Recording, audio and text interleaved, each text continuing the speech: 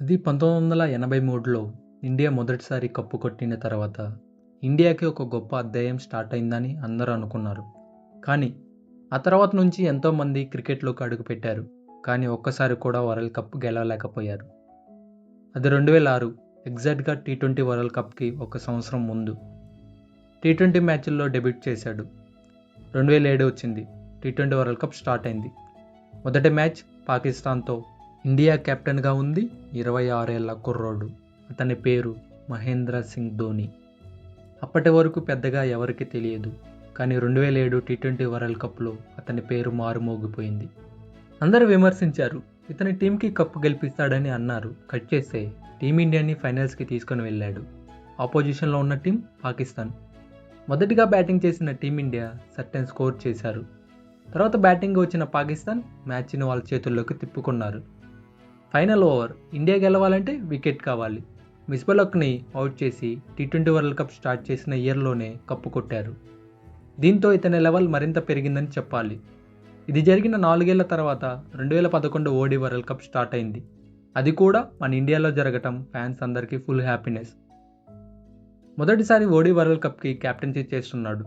ఈ టోర్నమెంట్లో team India pure domination చేసింది. ప్రతి ఒక్కరూ టీమిండియా గెలవటానికి తమ కాంట్రిబ్యూషన్ ఇచ్చారు.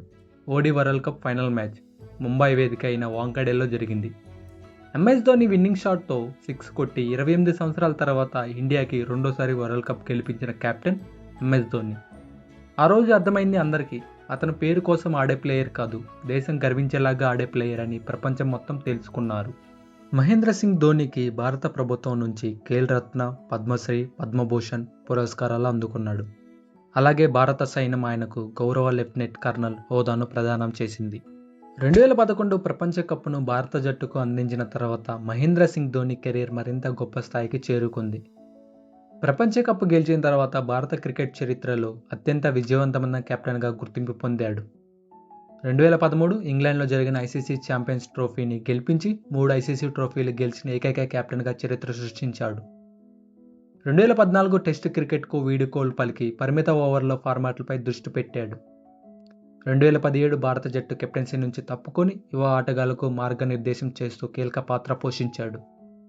2018 చెన్నై సూపర్ కింగ్స్ను 2 ఏళ్ల నిషేధం తర్వాత తిరిగి వచ్చి ఐపీఎల్ ఛాంపియన్గా నిలిపాడు. 2019 ప్రపంచ కప్ సెమీఫైనల్లో న్యూజిలాండ్పై ఆడిన మ్యాచ్ భారత్ తరపున ఆయన చివరి అంతర్జాతీయ మ్యాచ్ అయింది. 2020 ఆగస్టు 15న అంతర్జాతీయ క్రికెట్కు అధికారికంగా రిటైర్మెంట్ ప్రకటించాడు.